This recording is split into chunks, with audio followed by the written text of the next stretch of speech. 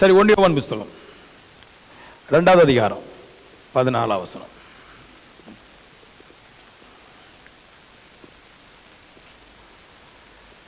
பிதாக்களே, ஆதி முதல் இருக்கிறவரை நீங்கள் அறிந்திருக்கிறதுனால் உங்களுக்கு எழுதுகிறேன் அப்படின்றார். பிதாக்களுக்கு எழுதுறாரு. இவங்க எல்லாரும், பிதாக்கள் எல்லாரும் ஆதி முதல் இருந்த தேவனை அறிஞ்சிருக்கிறாங்க. அவர் பரிசுத்தர், அவர் ஆதி முதல் இருந்த தெய்வம், அவர் சிருஷ்டிகர், அவர் பாவம் செய்யாதவர், எல்லாருக்கும் எல்லா நன்மையும் கொடுக்கிறவர் என்று பிதாக்கள் அறிந்திருக்கிறார்கள். பிதாக்கள் யாரு? ஒரு 10 வருஷம், ஒரு 15 வருஷம் சபைக்கு போய் சத்தியத்தை கேட்டு சபையோட கட்டப்பட்டிருக்கிற மனுஷனை தான் பிதாக்கள் அப்படின்ட்டு சொல்றார். இவங்க சத்தியம் அறிஞ்சிருக்கிறார்கள் அப்படின்றார். வசனத்தை கரெக்டாக நல்ல வியாக்கியானத்தில் அறிஞ்சிருக்கிறார்கள். அவங்களுக்கு ரைட்டிங் பண்ணுறாரு, எழுதுறார். என்ன எழுதுறாரு அப்படின்னா 17ஆம் வசனத்தில் இருக்குது, தேவனுடைய சித்தத்தின்படி செய்கிறவனோ என்றென்றைக்கு நிலைத்திருப்பான் அப்படின்றார். அறிகிறதுனால ஒரு மனுஷனுக்கு வாழ்க்கையில் நிலைத்திருப்பான் அப்படின்றது வாழ்வான், நல்லா இருப்பான், செழிப்பான், தங்கத்திலையும் பொண்ணுலையும் வெள்ளிலையும் ஐஸ்வர்யத்திலையும் நன்மையிலும் நிற்பான் அப்படின்னு அர்த்தம். அப்போ சொல்றாரு, சத்தியம் அறிஞ்சிருக்கிறதுனால ஒரு மனுஷன் எல்லா நன்மையில நிலைச்சு நிற்பானா அப்படின்னு கேட்டீங்கன்னா கிடையாது. அறிஞ்சு சத்தியத்தில் வாழுகிறதுனால அவன் எல்லா நன்மையிலும் நிலைத்திருப்பான்.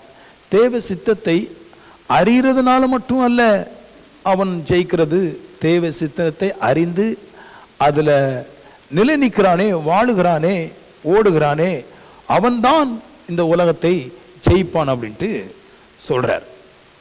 சபையில 4 விதமான மனுஷங்க வர்றாங்க. இந்த 4 விதமான மனுஷனும் சத்தியத்தை கேட்கிறான். ஆனா எல்லாருக்கும் பலன் இல்லை. வசனத்தை கேட்டு அதன்படி சரியா செய்யறவனுக்கு தான் பலன் இருக்குது அப்படின்றார். இன்னைக்கு ஒரு 4 விதமான மனுஷனை மேல சொல்றேன். மனுஷன் வழிபோக்கன். இவன் யார் அப்படின்னா, ஆகாயத்து பறவை போல உலகமெங்கும் சுற்றி கொண்டு இருந்து வருகிற மனுஷன் எங்கெல்லாம் நிற்கிறானோ, கூடுறானோ, இருக்கிறானோ அந்த இடத்துல போய் இருப்பவனுக்கு பேர் தான் வழி அருகே இருக்கிற மனுஷன். இவன் கேட்ட வசனத்தை இருதயத்தில் இருந்து போகும்படிக்காய் மற்றவரிடத்துல கதையை கேட்க போகிறான். இவன் பலனற்று போகிறான்றார்.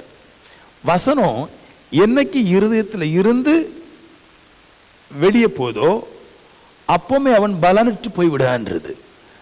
நான் சபைக்கு போறேன், சத்தியத்தை கேட்கிறேன், வசனத்தை கேட்கிறேன், இருதயத்துக்குள்ள வந்துடுது. இப்போ என்ன போறேன், நான் உலகத்துக்கு போறேன்.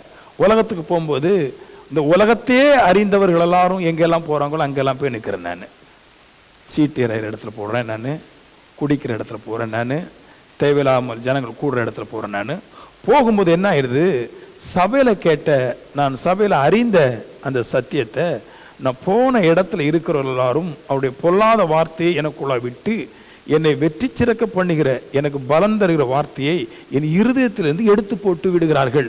இதுதான் வழி அருகே விதைக்கப்படுகிற மனுஷன் அப்படின்றார். இப்படி ஒரு மனுஷன் இருக்கிறான்.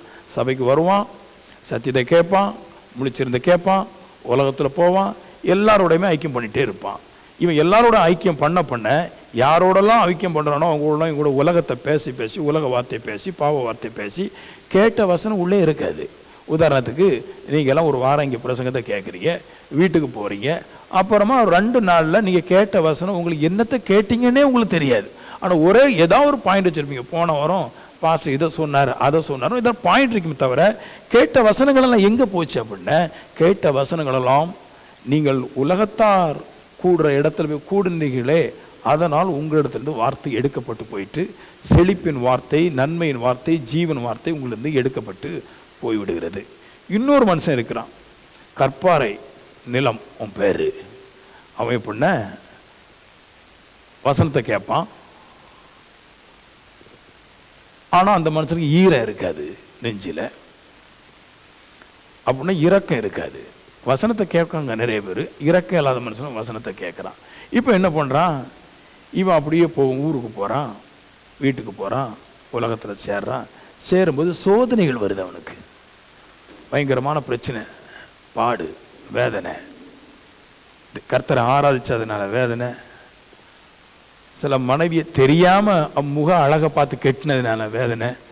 சில மனைவியுடைய முடி நீளத்தை பார்த்து கெட்டினதுனால சோதனை. பல சோதனைகள் வரும்போது அந்த சோதனையை தர்ற மனுஷனோட சண்டை போட்டுறான்.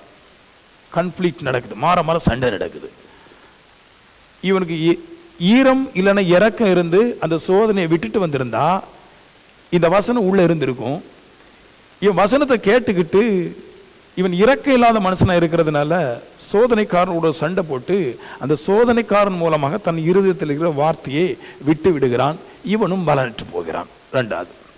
மூணாவது, இன்னொரு மனுஷன் இருக்கிறான். சபையில தான் இதெல்லாம் நடக்குது பாருங்க. மூணாவது இன்னொரு மனுஷன் இருக்கான், முள்ளுள்ள மனுஷன். முள்ளுள்ள மனுஷன் பேர் வருது. அவன் எப்படிப்பட்டவன? சபைக்கு வர்றான், சத்தியத்தை கேட்கிறான், நல்லா இருக்குன்றான், வீட்டுக்கு போறான். போகும்போது அவனோட முள் இருக்குன்றாரு. முள் மூணை குறிக்குது. உலக கவலை, ஐஸ்வர்யத்துடைய மயக்கம், சிற்றின்பம். இதுதான் முள்ளுன்றது. இந்த மூணு என்ன செய்யுது? கேட்ட வசனத்தை மாற மாற போட்டு நெருக்குது. கேட்ட வசனத்தை தியானிக்க விடலை, கேட்ட பாட்டை பாட விடலை. போனோன்னு உலக கவலை. அவங்களுக்கெல்லாம் கார் இருக்குது, இன்னொரு கார் இருக்குது, நம்மளுக்கு இல்லையே. சிற்றின்பம். யார் யார் வீட்டிலலாம் பாட்டு போடுறாங்களோ அவங்கெல்லாம் போய் இருக்கிறது. யார் யார் வீட்டில் வெளிநாட்டிலேருந்து ஆள் வந்திருக்கிறாங்களோ அவங்க வீட்டில் போய் புத்து பார்க்குறது, முட்டாய் கிடைக்குமான்னு. சின்ன சின்ன சிற்றின்பம். எனக்கெல்லாம் முன்னாடி அப்படி இருந்திருப்பாருங்க. சின்ன சின்ன சிற்றின்பங்களும் உலக கவலைகளும் ஐஸ்வர்யத்துடைய மயக்கம் இதெல்லாம் சேர்ந்து என்ன செய்யுது? அவன் இருதயத்தை போட்டு கசக்கி கசக்கி கசக்கி இருதயத்தில் இருக்கிற வசனத்தை விட்டுறான். இதனால் அவன் பலனற்று போகிறான். அப்போ நல்லா கேளுங்க, முள்ளுள்ள மனுஷனும் கர்த்தருடைய வார்த்தையை கேட்குறான், இரக்கம் இல்லாதவனும் கர்த்தருடைய வார்த்தையை கேட்குறான். வீடு வீடா சந்தி சந்தா தெரு தெருவா போய் குத்த வச்சு ஊர்க்கதையை கேட்கிற மனுஷனும் வசனத்தை கேட்கிறான். ஆனா அவங்க பலன் அடைய முடியல, இல்ல செழிக்க முடியல, வெற்றி பெற முடியல. என்ன காரணம்னா இதெல்லாம் சேர்ந்து அவங்க கேட்ட வசனத்தை இருதயத்திலிருந்து எடுத்து போட்டுருதுன்றார். பலனடைய முடியல. அப்ப இன்னொரு நாலாவது ஒரு மனுஷன் இருக்கிறான். அவன் நல்ல நலன்றார். அவன் என்ன நல்ல நலம் அப்படின்னா வசனத்தை கேட்கிறான். நல்லெண்ணத்தை கேளுங்க, வசனத்தை கேட்குறான். உதாரணத்துக்கு என்னை வச்சுடுங்க, நான் பைபிளில் வசனத்தை கேட்குறேன். அது மாதிரி ஒரு நல்ல நிலம் வசனத்தை கேட்குது. கேட்டுக்கிட்டு இரக்கம் உள்ளவனாக இருக்கிறான் ஒன்று. ரெண்டாவது, எந்த வீட்டு திண்ணையிலையும் போய் இருக்க மாட்டான், யார் வீட்டுக்கும் போக மாட்டான் இல்லையா. தன்னுடைய இருதயமாகிய நிலத்தில் வார்த்தை இருக்கிறதுனால இருதயத்தை எந்த விதமான அந்நிய சத்தங்களுக்கும் அந்நிய கால்களுக்கும் அந்நிய பேச்சுகளுக்கும் இடம் கொடுக்காமல் தன் இருதயத்தை காத்துக்கொள்கிறான். அது மட்டும் இல்லை, இந்த உலக கவலையெல்லாம் பட மாட்டான். நல்ல இருதயம் உலக கவலைப்படாது இல்லையா. உலக கவலைப்படாமல், ஐஸ்வர்யத்துடைய மயக்கம் இல்லாமல், சிற்றின்பம் இல்லாமல் தன் இருதயத்தில் இருக்கிற வார்த்தையை காத்து கொள்ளும்படிக்காக அவன் இந்த உலகத்திற்கு தன்னை வேலியடைத்து பாதுகாக்கிறதுனால அவனுக்கு அந்த நிலமாகிய இருதயத்துக்குள்ளாக விதைக்கப்பட்ட வார்த்தை இந்த இருதயமே நாளடைவில் என்ன செய்யுதுன்னா விதையை பெருசாக்கி மரமாக்கி கனி கொடுக்க செய்திருதுன்றார். உதாரணத்துக்கு உங்களுக்குள்ளாக பரிசுத்தமான ஒரு வார்த்தை இல்லைன்னா ஐஸ்வர்யத்தை சம்பாதிக்கணும் வார்த்தை உள்ள இருக்குவீங்களா. இந்த வார்த்தையை நீங்க நாளாக நாளாக காத்து கொண்டிருந்தால் இது உங்களுடைய இருதயத்திற்கு பரிசுத்தமா வாழவும் ஐஸ்வர்யத்தை சம்பாதிக்கக்கூடிய ஞானத்தை தந்து நீங்களே ஐஸ்வர்யத்தை சம்பாதிக்கும்படிக்காக நீங்கள் கனி கொடுக்கிறவர்களாய் மாறி விடுவீர்கள் அப்படின்றாரு. அப்ப நல்லா புரிஞ்சுட்டு, வசனத்தை கேட்கறதுனால இல்லைன்னா அறியறதுனால எனக்கு ஒரு பிரயோஜனம் இல்லை. ஏன்னா நான் கேட்ட வசனம், கேட்ட சத்தியம், நான் உலகத்தாரோடு பேசும்போது அவருடைய பேச்சினாலே எனக்கு வெற்றிக்கேதுவாய் பிரசங்கிக்கப்பட்ட வார்த்தை என் இருதயத்திலிருந்து எடுத்துக்கொள்ளப்படுகிறது. ஆனால் நல்ல நிலமோ அவன் தன்னை வேலி அடைக்கிறான், பாவங்களுக்கு வேலி அடைக்கிறான், பொல்லாப்புக்கு வேலி அடைக்கிறான். வேலி அடைச்சி தன் வசனத்தை காக்கிறான். வசனம் கொஞ்ச நாள் காத்ததுனாலே அவன் இருதயத்துக்கு நல்ல யோசனைகளையும் சிந்தைகளையும் அறிவுகளையும் ஞானங்களையும் நல்ல கிரியைகளையும் செய்ய வேண்டும் என்று இருதயத்துக்கு அது வசனமே புகட்டி பின்பு அவன் பெரிய மனுஷனாய் மாறிவிடுகிறான் அப்படின்றாரு. அப்ப நல்லா கேளுங்க பிதாக்களே, ஆதி முதல்ல நிறைய பேர் வந்திருக்கிறான் சபையில, நிறைய பேர் சபைக்கு வந்திருக்கிறான். அவன் கஷ்டம் இன்னும் போகல. எனக்காக ஜெபம் பண்ணக்கூடாதா, அந்த இதான் இருக்குது. எனக்காக உபாசம் பண்ணக்கூடாது. எத்தனை வருஷம் உபாச ஜெபம், எத்தனை வருஷம் ஜெபம், கஷ்டம் போக மாட்டேங்குது. ஆவிக்குரியவர்களோட நம்ம எல்லாம் இருக்கிற பாருங்க, கூடி கூடி போனால் அங்கங்கே கடத்தை வாங்கி ஒரு நிலத்தை வாங்கி ஒரு வீடை போட முடியுது. இதுக்கு மேலே ஒன்றும் செய்ய முடியல நம்மளால. நான் பார்க்குறேன் நம்ம ஆவிக்குரிய ஜனங்கள் ஆபிரகாம் மாதிரியோ ஈசாக்கு மாதிரியோ யோசேப்பு மாதிரியோ பெரிய கோடீஸ்வரன் ஆக முடியல, தாவீது மாதிரியோ சவுல மாதிரியோ பெரிய கோடீஸ்வரன் ஆக முடியல. என்ன காரணம் அப்படின்னா இவர்களெல்லாம் வசனத்தை கேட்குறாங்க. ஆனால் வசனம் இவர்களுக்குள்ளாய் இருந்து இவர்கள் கிரியை செய்யும்படிக்காய் இவர்கள் நல்ல நிலைமை மாட்டேன் என்கிறார்கள். இவர்களுடைய பாவத்தை விட்டு பரிசுத்தமாக்கப்படுவதற்கு இவர்களை சம்மதிப்பது கிடையாது என்றார். இவர்களை சம்மதித்து விட்டால் நான் பாவத்துக்கு விலகி நீதிக்கு உட்பட்ட மனுஷனாய் பரிசுத்தத்துக்கு உட்பட்ட மனுஷனாய் இனி வாழுவேன் என்று இந்த உலகத்தை வெறுத்து விட்டால், தன் இருதயத்தை உலகத்தினுடைய எல்லா விதமான முட்களும் சேர்ந்து அதை கசக்கி போடக்கூடாதபடிக்கு தன்னை பாதுகாத்துக் கொண்டால் அவன் கிரியை செய்வான், அவன் வெற்றி பெறுவான். ஆமென் சொல்லுங்களா? ஒரு கரங்களை தட்டிடுங்களா?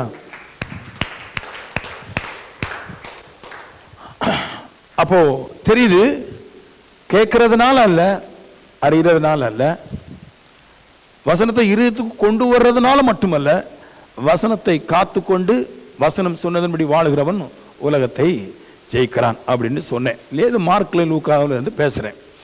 இப்போ வசனத்தை காக்கிறவன் செழிச்சிட்டான், வெற்றி பெற்றுட்டான் அப்படின்னு சொல்லுது வசனம். நானும் சொல்றேன். இது எங்க இருக்குது அப்படின்னா 2 இடத்துல பேசுறோம் பாருங்க. அருமையான புஸ்தகம் இது, அருமையான புஸ்தகம், அருமையான புஸ்தகம், அருமையான புஸ்தகம். ஒரு தப்பான போதனை பாருங்களேன். ஒரு பக்கம் சொல்றாங்க கர்த்தர் உங்களை ஆசீர்வதிப்பார் அப்படின்றாங்க. அதே ஆள் மறுபக்கம் சொல்லுது தங்கமும் பணமும் பாவம். இது இது அறிஞ்சு பேசுறாங்களா அறியாம பேசுறாங்களா? ஆசீர்வாதம்னா என்ன? மனுஷன் போய் ஆசீர்வாதம் என்னன்னு கேட்டீங்கன்னா, ஆசீர்வாதத்தில் நிறைய இருக்குது. சுகம், பலனம் எல்லாமே ஆசீர்வாதம் தான். அதுல முக்கியமானது ஆசீர்வாதம்னா பணம். ஏன்னா பணம் இருந்தா 75% நம்ம சரி பண்ணிடலாம். அதனால ஆசீர்வாதத்தில் 75% பகுதியை பிடிப்பது பணம் தான். கர்த்தர் உங்களை ஆசீர்வதிப்பார் அப்படின்னு சொல்லிக்கிட்டு அப்படியே அந்த பிரசங்கத்திலே பேசுவாங்க தங்கமும் பணமும் பாவம். அப்ப எப்படி கர்த்தர் ஆசீர்வதிப்பாரு? கர்த்தர் ஆசீர்வதிக்கன்னா எப்படி தர முடியும்? நம்மளுக்கு பணம் தான் தர முடியும். இல்ல யாரையாவது கொண்டு அவன் சொத்தியா நமக்கு தர முடியும்? பழைய ஏற்பாட்டு மாதிரி போய் யுத்தம் பண்ணி நம்ம இதை பிடிக்க முடியும்? கிடையாது. நம்ம எதை விற்கிறதா இருந்தாலும் எதை வாங்குறதா இருந்தாலும் பணம் தான் தேவைப்படுது, ஐஸ்வர்யம் தான் தேவைப்படுது, காசு தான் தேவைப்படுது. அப்ப தேவன் இப்ப என்னை பெருக செய்யணும்னா என்ன செய்ய வேண்டியதா இருக்கு? எனக்கு காசு தான் தர வேண்டியதா இருக்குது, என்னை செழிப்பதான் தர வேண்டியதாய் இருக்கிறது. அப்ப அந்த டீச்சிங் எல்லாம் கேட்க கூடாது. அதெல்லாம் கேட்கிறவங்களுக்கு சரியான ஒரு மனப்போக்கு கொடுக்காது. வேதம் சொல்லுது, வசனத்தை கேட்டு நீ செஞ்சிட்டீன்னு வாழ்ந்து விடுவீர்கள் அப்படின்றது. அப்படிப்பட்ட 2 மனுஷன் சொல்றேன் நான். ஒரு இதுலக்கு போ.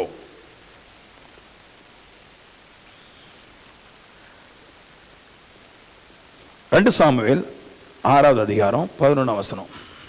வசனத்தை காத்து கொண்டதுனால வெற்றி அடைந்த 2 பேரை காமிக்கிறேன். ஓபேத் ஏதோம் அப்படின்ற ஒரு மனுஷன் வர்றாரு.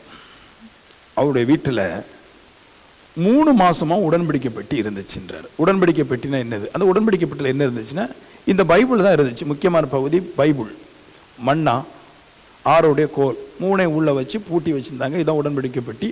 முக்கியமான பகுதியை பார்க்கறது எதுனா கோலை விடவும் மண்ணாவை விடவும் முக்கியமான பகுதி தேவ வசனம். 2 கற்பனை இருந்துச்சு இல்லையா, 10 கட்டணம் இருந்துச்சு. அதான் வார்த்தை. இந்த வார்த்தையை உள்ளடக்கிய தான் உடன்படிக்கை பெட்டி. இந்த உடன்படிக்கை பெட்டி ஓபேத் ஏதோம் வீட்டில் 3 மாசம் இருக்கும்போது அந்த பெட்டி தன்னுடைய வீட்டை விட்டு யாரும் திருடி விட்டு போகக்கூடாது என்பதற்காக, அவன் பாவத்தினாலேயாவது மற்றவர்களா அந்த பெட்டியை திருடி விட்டு போகக்கூடாது என்பதற்காக அந்த பெட்டியை தன் வீட்டுக்குள்ளே 3 மாசம் விடாமல் அவன் காத்து கொண்டிருந்ததுனாலே வேதம் சொல்லுது, அவனும் அவனுடைய வீட்டாரும் 72 பேரும் அந்த தேசத்தில் மிகுந்த செல்வந்தனாய் மாறிவிட்டார்கள். வேற ஒன்றும் பண்ணல. அவங்க ஒரு கரத்தை தட்டிருக்கலாமே. அவங்க ஒன்றும் பண்ணல பாருங்க.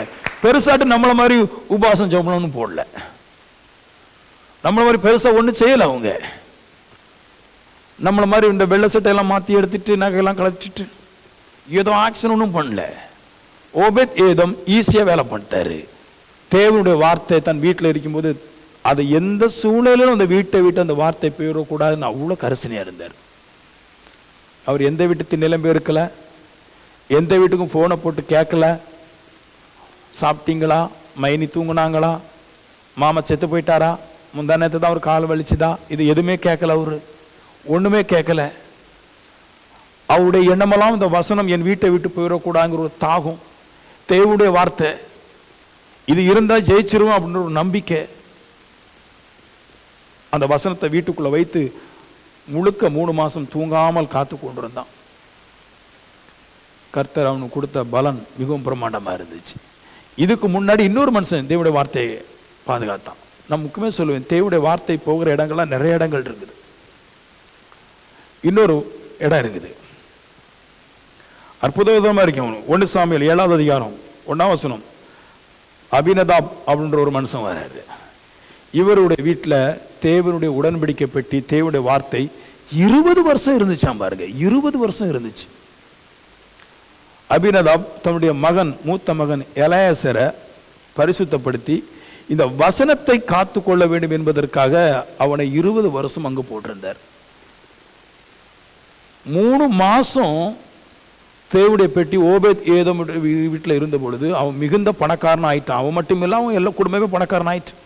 நான் இப்போ தேவ சமூகத்துக்கு வந்திருக்கிறேன், தேவனுடைய வார்த்தையை கேட்கிறேன், தேவனுடைய வசனத்தை காத்துக்கொள்கிறேன், என் இருதயத்தை விட்டு போயிடக்கூடாது என்பதற்காக நித்தமும் நூற்றுக்கணக்கான வசனங்களை அறிக்கை செய்கிறேன். மறுபடி என் இருதயத்தை விட்டு போயிடக்கூடாது என்பதற்காக நான் நல்லா வந்துடுறேன். நான் நல்லா வர்றது மட்டும் இல்லை, என் குடும்பமெல்லாம் நல்லா வந்துடும்.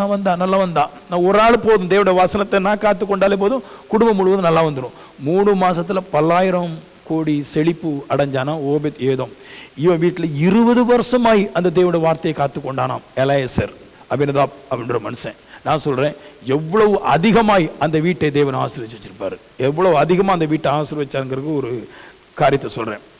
அபினதாப் வீட்டில் இந்த உடன்படிக்கை பெட்டி இருக்குது. தாவீது இஸ்ரவேலுடைய ராஜா. இப்ப தாவீதுக்கு அபினதாப் தேவனுடைய வார்த்தையை காத்து அவன் பயங்கர ஐஸ்வர்யனை மாற்றப்பட்ட போது, இஸ்ரவேல் ராஜாவாக இருக்கிற தாவீது அங்கே இருந்து அபினதாப் வீட்டில் இருந்து அந்த பெட்டியை தன் வீட்டுக்கு கொண்டு வரும்படிக்காய், தன்னுடைய ஆலயத்துக்கு கொண்டு வரும்படிக்காய் பயங்கர போராட்டம் பண்றான். ராஜா வாயிட்டான், அப்புறமா எதுக்கு பெட்டி? இவன் தான் ராஜாவாயாச்சு, ஏன் அப்புறம் பெட்டி? ஆலயத்தை கட்டியாச்சு, ராஜாவாயாச்சு, எதுக்கு உன்னை பெட்டி? அவனுக்கு தெரியுது, இந்த அபினதாப் வீட்டில் இருக்கிற அந்த உடன்படிக்கை பெட்டி, தேவனுடைய வார்த்தை என் வீட்டுக்கு வந்து அந்த பெட்டியை நான் காத்து கொண்டிருந்தாலே போதும், என் ராஜ்யமும் என் குடும்பமும் ஆசீர்வதிக்கப்பட்டவைகளா இருக்கும். கருத்தை தட்டிக்கலாமே, நல்ல பலமா தட்டிக்கலாமே. நான் ஜெபம் பண்ணுவேன். எப்படி பண்ணுவோம் அப்படின்னா, மத்தையில் இருக்கிற எல்லா அற்புதங்களும் என் மனசில் இருக்கும்.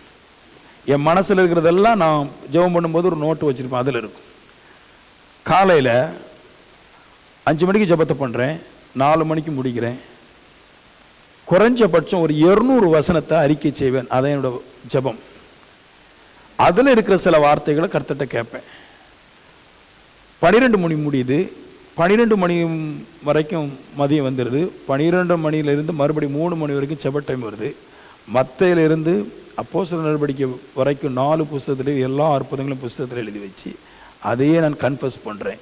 ஏன் இதை நான் பண்ணுறேன் அப்படின்னா, ஜெபம் பண்ண மாதிரி ஆயிடுது. இந்த வேத வசனங்களை நான் காத்து கொண்டவனாய் மாறிவிடுகிறேன். இதனாலே எனக்கு நன்மைகள் தோன்ற பண்ணுகிறது, தீர்க்க தரிசனங்கள் அற்புதங்கள் நடக்க ஆரம்பிக்கிறது, மனுஷர்கள் காணிக்கையும் கொண்டு வர ஆரம்பிக்கிறார்கள், என் கவலை மறந்த வாழ்க்கை எனக்கு உண்டாயிருது. நம்ம அது பண்றது கிடையாது. எதை பண்ணணும்?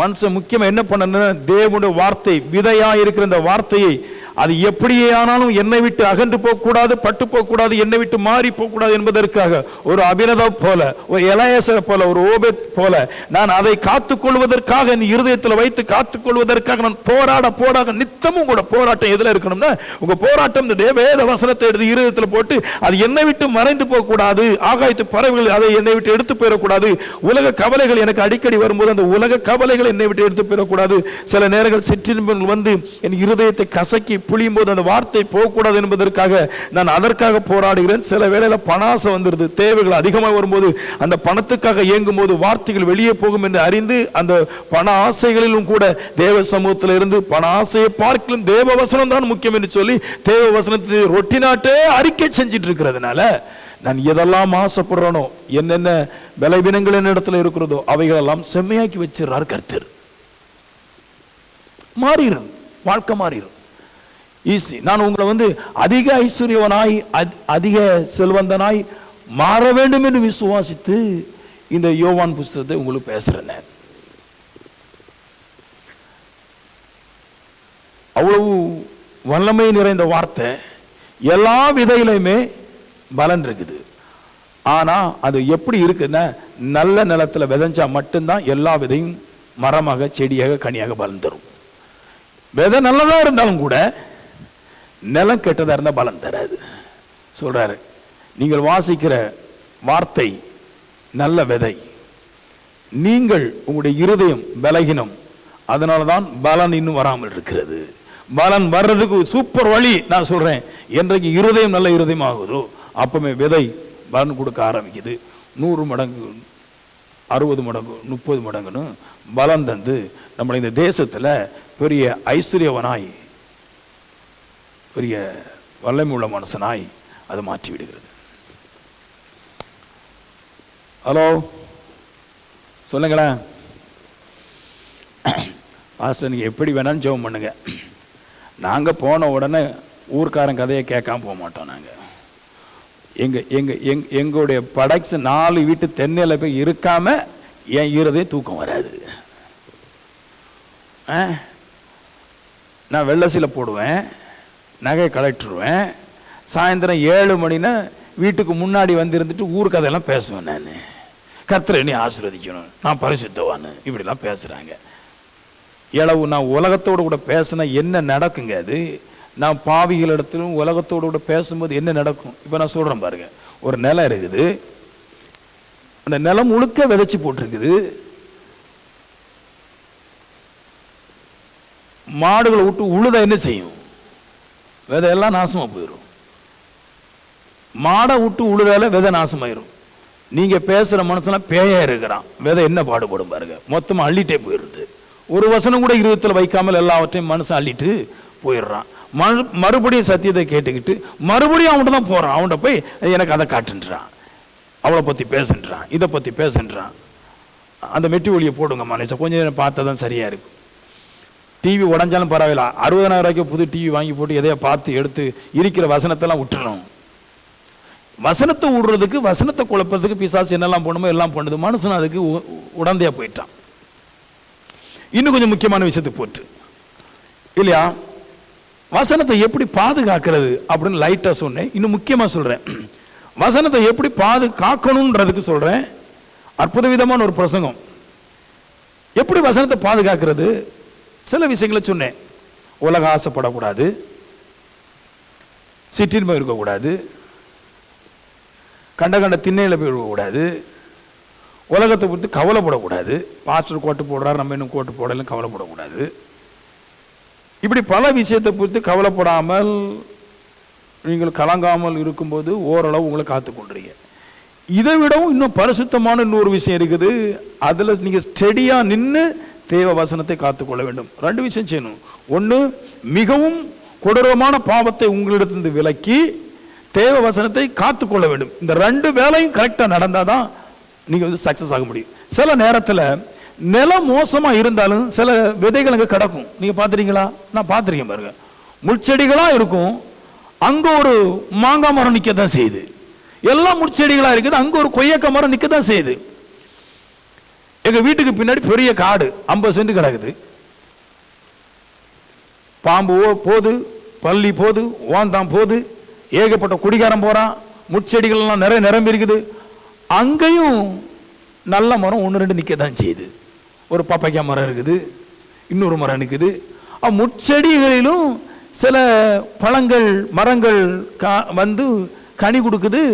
ஆனா அந்த கனினால ஒரு பிரயோஜனம் இல்லை. அதை யாரும் பறிக்க மாட்டேன்றான், அதை யாரும் தின்ன மாட்டேன்றான், உள்ள போறதுக்கு பயமா இருக்குது, வேண்டான்றான். அது சும்மையே நாசமா போகுது. பப்பைக்காய் நாசமா போகுது, வேற பழங்கள் நாசமா போகுது, வேற அதை சுத்தி ஃபுல்லா முள் இருக்குது, அது உதவாது. கடைசியில் கனி கொடுத்தாலும் அது பிரயோஜனமற்று தான் போகுது, அது பாதாளத்துக்கு தான் போகுது, ஒன்றும் இல்லாம தான் போயிருதுன்றார். அந்த மாதிரி சில பேருக்கு கனிகள் வருது, வசனத்தை இருதயத்தில் வச்சிருக்கிறா, கொடூரமான பாவத்தில் முட்குள்ளுக்குள்ள இருக்கிறா, வசனமும் உள்ள இருக்குது, ஆனா அவங்க சில நன்மைகள் வருது, ஆனா அது ஒண்ணு பிரயோஜனம் இல்லாம போயிருது. எப்படி காட்டுறேன் பாருங்க. இந்த வசனத்தை நான் படிக்கும் போது உள்ள இருந்து வருது. 3 இடத்துல அந்த வார்த்தையெல்லாம் கொடுக்குறாங்க. 1 சாமுவேல் 5ஆம் அதிகாரம் 2ஆம் வசனத்திலிருந்து 6ஆம் வசனம் வரைக்கும். பெலிஸ்தர் தாகோன் கோயில் உடன்படிக்கை பெட்டியை கொண்டு வந்து வைத்தார்கள் அப்படின்னு இருக்கு. இங்க நல்லா கேட்கணும். ஒரு மனுஷன், நல்லா கேளுங்க, ஒரு மனுஷன் ஒரு பக்கம் விக்கிரத்தை வச்சிருக்கிறான் கோயில்ல, தாகோன் கோயில்ல, அங்க தாகோன் அப்படின்ற ஒரு விக்கிரத்தை வச்சிருக்கிறான்.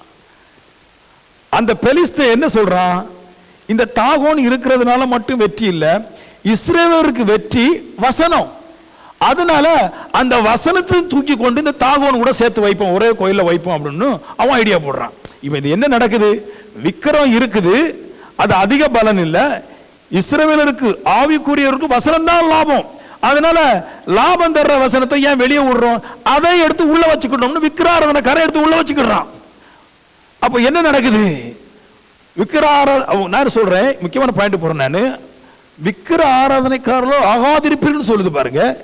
எதுக்குன்னு, விக்கிர ஆராதனைக்காரர்கள் வசனத்தை தான் பேசுறாங்க, ஆவிக்குரியவனும் வசனத்தை தான் பேசுறான், வசனத்தை காக்குறான். விக்கிர ஆராதனைக்காரனும் வசனத்தை தான் பேசுறான், அவங்களும் சொல்றாங்க வசனத்தை காத்துக்கொள்ளுன்றான்.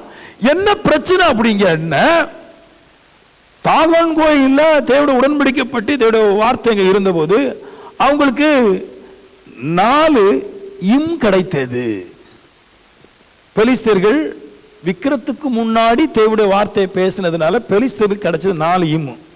1 உள் மூலம், 2 வெளி மூலம், 3 பௌத்திரம், 4 மரணம். 4 இம்மு கிடைச்சி பாருங்க. ஆவிக்குரிய ஆவி நல்ல கணக்கு. இன்னும் இதுல இன்னொரு பாயிண்ட் இருக்குது, இஸ்ரவேலர்கள் செங்கடலை கடந்தார்கள் என்று அதே பாதையில விக்கிராராதனைக்காரர்கள் கடந்தார்கள், அவரும் ஆண்டு போனார்கள். இதே தான் எனக்கு வசனம் பலன் தரும், ஏன்னா இந்த ஆலயமாகிய சரீரத்துல விக்கிரம் ஒண்ணு இல்ல, அதனால தேவனுடைய வார்த்தை எனக்கு பலன் தரும். இதுல விக்கிரத்தை சுமந்து தேவனுடைய வார்த்தையை நான் சுமந்தா 4 இம்மு தான் கிடைக்குது, கடைசி 2 இம்மு பௌத்திரம் மரணம் 2 வந்துருன்றார். நீங்க நல்லா படிங்க. 1 சாமுவேல் சொன்ன பாருங்க, 1 சாமுவேல்ல 5வது அதிகாரத்தை நீங்க படிச்சுட்டே இருந்தீங்கன்னா, இந்த பெட்டி எங்கெல்லாம் விக்கிர ஆராதனைக்குள்ள போதோ அங்க எல்லாமே அவர்களுக்கு இந்த மரணம் ஏற்பட்டது வந்துச்சுன்றாரு. அப்ப நான் உங்களுக்கு சொல்றேன், நீங்க ஒரு காலமும் நீங்கள் விக்கிர ஆராதனைக்காரன் ஆகாதிருப்பீர்களாக, ஏன்னா அங்கே வசனம் தானே போதிக்கிறாங்கன்றாங்க, அங்கே பைபிள் தானே போதிக்கிறாங்க. அங்க போதிக்கிற பைபிள் அவர்களுக்கு மூல வேதியையும் மரண வியாதியையும் பாவ வியாதியையும் கொடுத்து விடுகிறது. ஆகவே அவர் மாண்டு போறார்கள். நல்லா கேட்கணும், வசனம் தாங்க சொல்ற கூட, வசனம் எல்லா இடத்திலும் பலன் தராது. நம்ம கோயிலுக்கு போனா என்ன அப்படின்னு கேட்பாங்க. நம்ம கோயிலுக்கு போறதுல ஒன்றும் பிரச்சனை ஒன்றும் கிடையாது. நம்ம கோயிலுக்கு போனா இம் வரும், பௌத்திரம் வரும், கர்த்தர் அப்படிதான் கொடுத்திருக்கிறாரு. அடுத்து இந்த பெட்டிய மூல வேதினால பாதிக்கப்பட்டு மரணம் வந்த பின்னாடியே எக்ரோனுக்கு அனுப்பப்பட்டது. எக்ரோங்கிற ஊருக்கு அனுப்புறாங்க. நல்லா கேட்கணும். அது அங்க போகும்போது அங்க இருக்கிறவங்க சொல்றாங்க, பயத்தினால பெட்டிய அதன் ஸ்தானத்துக்கு திருப்ப அனுப்புங்கள். இந்த வசனம் எங்க இருக்கணுமோ, யார் இருதயத்தில் இருக்கணுமோ அது அங்கதான் அனுப்பணும்.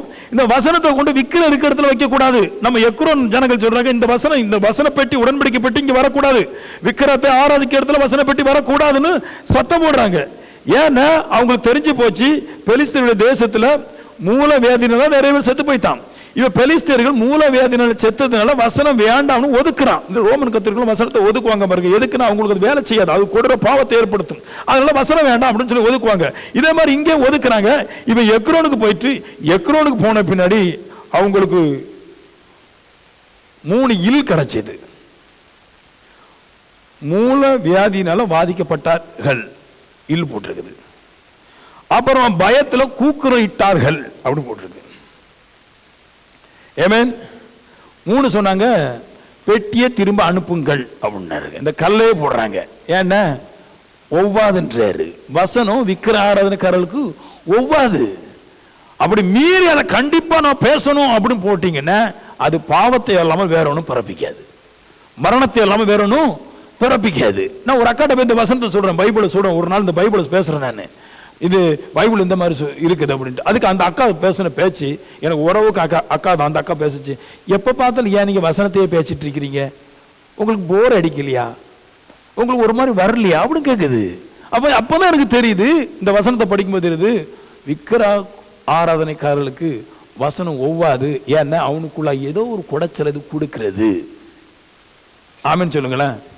உங்க கணவர்கிட்ட போய் இந்த பைபிளை நல்லா ஆழமா சொல்லுங்க, அவர் உடனே சொல்லப்போ எனக்கு தெரியாத எல்லாம் தெரியும், எனக்கு எல்லாம் அவர் படிச்சு கிழிச்சு எடுத்துட்டாரு. ஆமீன். ஓட்ட நிக்கிற போட்டிருக்கதான் மிச்சம் தர வேற ஒன்றும் கிடையாது. சொல்லும் போது நான் தான் உங்களை பேசும்போது தீர்க்க உள்ள வந்துருச்சு.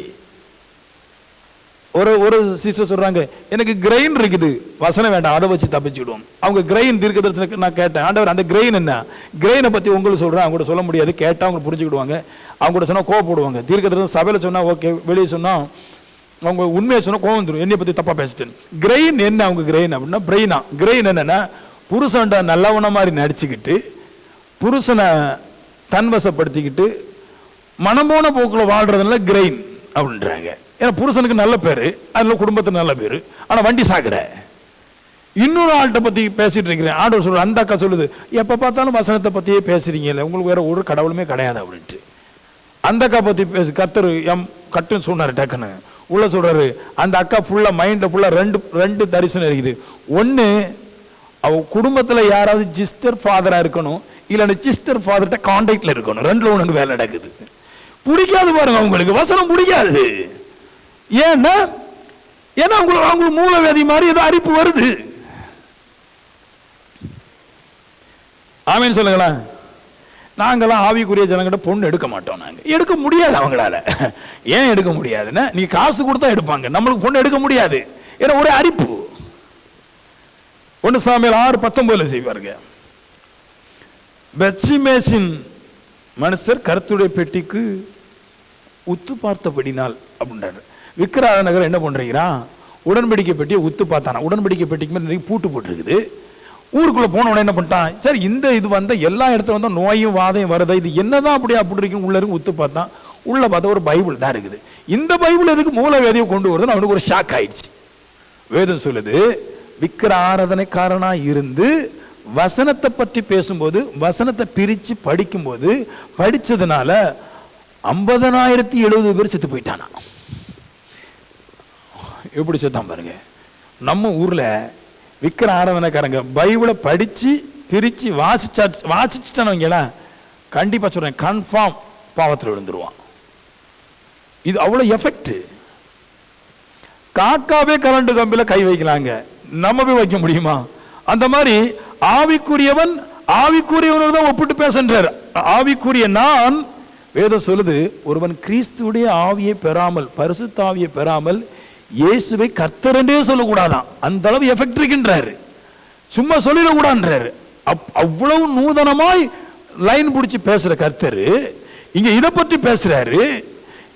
நீங்கள் ஒரு காலம் விக்கிர ஆராதனைக்காரர்களாக இருப்பீர்களாக.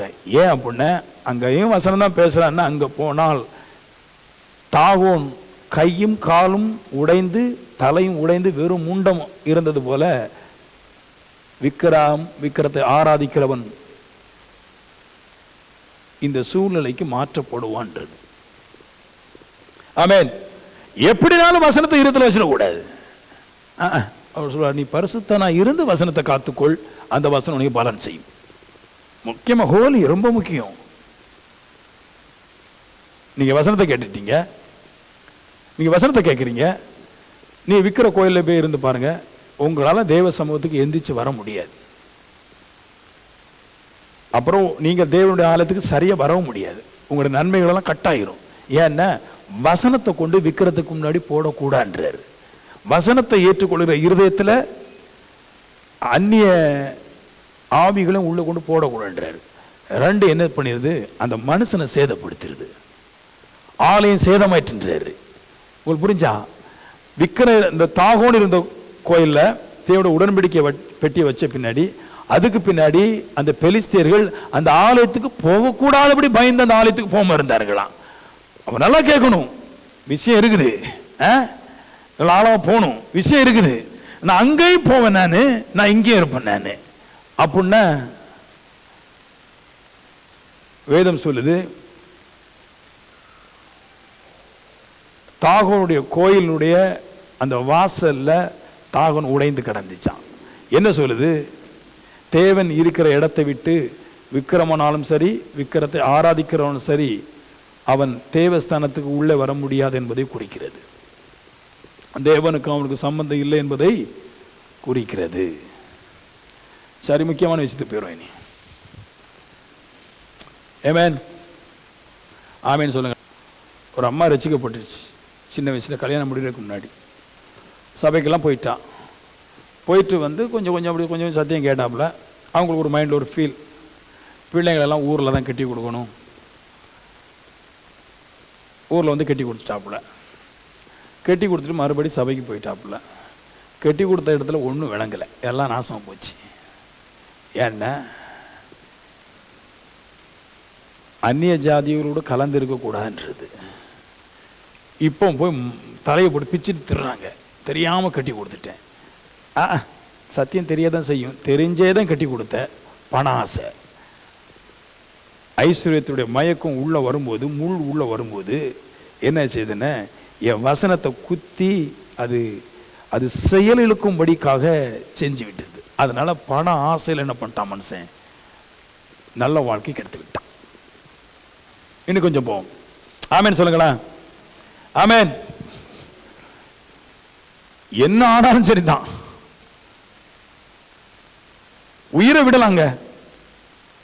ஆனா விக்கிர ஆராதனைக்காரன் ஆயிடக்கூடாது.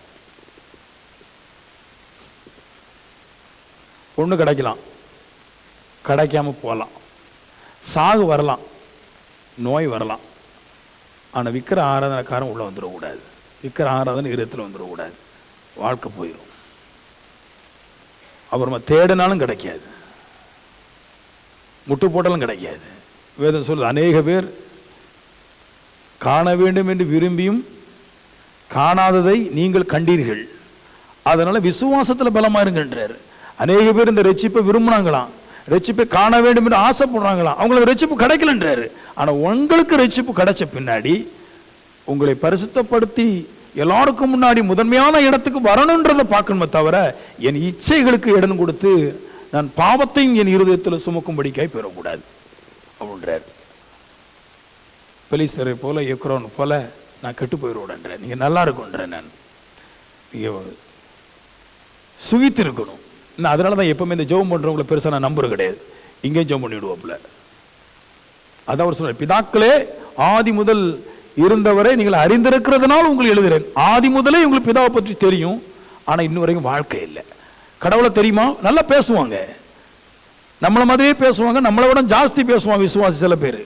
ஆனா வாழ்க்கையை பார்த்தா இன்னும் கடவுள்கிட்ட இல்லைன்றாரு. அதான் பிரச்சனைன்றாரு.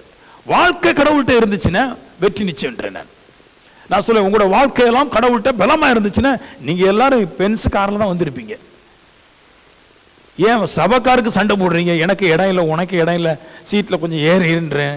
ஏன்னா நீங்க நினைக்கலாம், நான் என்ன பாவம் செய்யல, கத்து தரல. ஏங்க நீங்கள் கத்துக்கொண்டது எல்லாமே அறியாமையே கத்துக்கொண்டிருக்கிறீங்க, கத்துக்கொண்டது எல்லாமே பாவத்தில் தான் வாழ்ந்திருக்கிறீங்க. அப்புறமா எப்படி கடவுள் தர போறாரு? நான் சொல்லுவேன், கடவுள், நான் ஒரு உதாரணம் சொல்றேன். நான் பரீட்சைக்கு போறேன், எல்லா கேள்விக்கும் சரியா பரீட்சை எழுதிட்டேன். நான் 100க்கு 100க்கு நான் பரீட்சை எழுதிட்டேன். இப்ப சீட்டு கொடுக்குறாங்க. எனக்கு முன்னாடி ஒரு தான் இருக்கிறார், திருமார் 50 அவர் வாங்கிட்டு வர்றாரு. நான் ஓடி போய், டீச்சர் திருமாரை பார்க்கல எனக்கு அன்பு மார்க்கு கூட போறவங்கன்னு முழங்காடு போய் கெஞ்சாண்டான். உங்களுக்கு பால் வாங்கி தந்திருக்கிறேன், நீங்க நல்ல வாத்தியாரும் சொல்லியிருக்கிறேன், கம்பு பறிச்சு தந்திருக்கிறேன், எனக்கு அதனால நீங்க எனக்கு ஒரு 5 மார்க்க கூட தரணும்னு சொல்லாண்டான். நான் என்ன சொல்றேன், அதெல்லாம் நீ செய்யாண்டாம். 100க்கு 100 நீ கரெக்டா வேலை பார்த்துட்டேன்னு யார்கிட்டையும் கெஞ்சாண்டான். அவனே 100க்கு 100 போடுவான். நான் போய் கெஞ்சாண்டான். நான் ஜெபம் பண்ண கூடான்னு சொல்லல.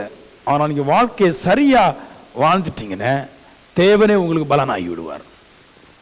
தேவன் பலன் செய்வார். இன்னும் கொஞ்சம் போவோம், இந்த வசனத்தை பற்றி இன்னும் கொஞ்சம் பார்ப்போம்.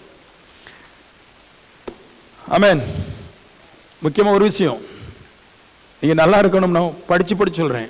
உங்க வீடுகளில் பண்டிகை எடுக்கும்போது, விற்கிறதுக்கு பண்டிகை எடுக்கும்போது நீங்க யாரும் கூப்பிட்டீங்க வைங்களேன், அன்னையோட சோழி முடிஞ்சிச்சு. இதை எப்போ பேசுறேன் நான், இப்போ பேசல, அடுத்த அதிகாரம் வரும்போது பேசுறேன். நிறைய வீட்டில் பார்த்தா அன்னைக்கு தான் கோழி வரி வைப்பாய்வேன். கோழி அறுத்து அன்னைக்கு மட்டும் 10 கிலோ கோழி வாங்கி அறுக்கிறா. கன்னியாகுமரி திருவிழாவில் நீங்கள் போனீங்கன்னா எல்லா குப்பை இடத்துல பார்த்தீங்கன்னா சேவல் தூவலை தான் இருக்கும். எல்லாம் பறக்கும் பாரு, தேவல் சேவல் கூவல். அது பெந்தகோஸ்துக்காரியா இருக்கட்டும், ரோமன் கத்துக்காரன், அவன் கிழக்கு மேற்க தெரியாது. அவன் பிராண்டி வாங்கும் போதே ஒரு 3 பாட்டில் உள்ளது கையோட ஃபுல்லாக வாங்கி சொறி வச்சிடறான். பொண்டாடிக்கு தெரியாம அப்பப்போ அடிச்சு போட்டு போயிடறான். அவன் பாட்டு உலகத்தான். ஆனால் ஆவிக்குரிய நீ எல்லாத்துல அதை மிக்ஸ் பண்றிய, அது எப்படி, அது எனக்கு தெரிய மாட்டேங்குது. கண்டிப்பாக கூப்பிடுவாங்க, அண்ணே நீங்கள் வந்துதாகணும், மச்சான் நீங்கள் வந்தாகணும். அவர் வந்து என்ன பண்ண போறோன்னு சொல்லு. அவர் வந்து என்ன சொல்ல போறாரு, அந்த சீரியலை போடு, அந்த கோட்டை எடுத்து கூடி, ஏக்கா நீ பெந்தகோஸ்து போறவன் அறிவே இல்லையா தானே கேட்க போறான். வசனத்தை எடுப்பதற்கு யாரெல்லாம் கூப்பிட முடியுமோ அவரெல்லாம் கூப்பிட்டு வசனத்தை எடுத்து விட்டுற. அப்புறம் அங்க இருந்துட்டு அவர் பணக்காரன் ஆயிட்டார். இப்ப அவனுக்கு கண்ணும் தெரியல மூக்கும் தெரியல. நான் எந்த கண்ணு எந்த மூக்கை வச்சு பைபிளை பார்க்கிறோனோ அந்த கண்ணு அந்த மூக்கு உங்களுக்கு வந்துட்டு நீங்களும் பணக்காரன் ஆயிடலாம். கரத்தை தட்டி ஆமென், அல்லேலூயா, ஆமென். அப்ப நல்ல பணக்காரன் ஆகிறதுக்குள்ள பிரசங்கங்களை பண்ண அதை கேட்கணும். சரி, முக்கியமான இடத்துக்கு போயிடுவோம். ஏன்னா முக்கியமான பிரசங்கம் எல்லாம் பேசணும்ல. ஆமென். மூலவேதி உங்களுக்கு வந்திருக்கல, பௌத்திரம் இன் மூலம் அவுட் மூலம். இந்த வசனத்துல 17வது வசனத்துல 1 யோவான் 2 போதிக்கிறோம். 17வது வசனத்துல ஒரு முக்கியமான வார்த்தையை சொல்றாரு, தேவனுடைய சித்தத்தின்படி செய்யறவனும் என்றென்றைக்கு நிலைத்திருப்பான் அப்படின்றது இல்லையா. இங்கிலீஷ்ல எப்படி வரும்னா, தேவனுடைய சித்தத்தின்படி வாழுகிறவன் என்றென்றைக்கும் வாழ்வான் அப்படின்ட்டு வருது. சரி, இன்னைக்கு இதுல என்னத்தை பத்தி பேச போறோம்னா, தேவனுடைய சித்தத்தின்படி செய்யறதை பத்தி பேச போறோம். அதுக்கு பைபிள்ல 1-2 இடம் இருக்குது. அதை நான் விளக்க தான் செய்வேன் பாருங்க. தங்கம் பாவம் இல்லைன்னா தங்கம் பாவம் இல்லைன்னு விளக்கணும். தங்கம் பாவம்னா பாவம்னு விளக்கணும். அதான் சரி. என் பாட்டுக்கு அது பாவம், பணம் பாவம்னா பணம் பாவம்னு விளக்கணும், தங்க பாவம்னா தங்க பாவம்னு விளக்கணும். அப்ப எல்லாத்தையும் விளக்கித்தான் புரிய வைக்க முடியுமே தவிர என் பாட்டுக்கு எடுத்து எல்லாருடைய காதலும் போட்டு போயிட முடியாது. தேவனுடைய சித்தத்தின்படி வாழுகிறவனோ என்றைக்கு பிழைப்பான் இருக்குது. இன்னைக்கு முதல்ல தேவனுடைய சித்தத்தை பத்தி சொல்றேன். தேவனுடைய சித்தம்னா வில்லிங், விருப்பம், தேவனுடைய ஆசை, விருப்பம், இதுதான் சித்தம் சொல்லுது. சரியா?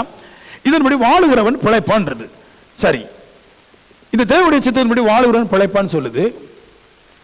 இத உலகம் என்ன சொல்லும்னா, தேவனுக்கு சித்தமானால் ஆக கடவுது, தேவனுக்கு சித்தமானால் நடக்கட்டு அப்படின்னு சொல்லும். உலகம் அப்படி சொல்லும். ஆனா தேவ சித்தம் செய்ய மாட்டான்.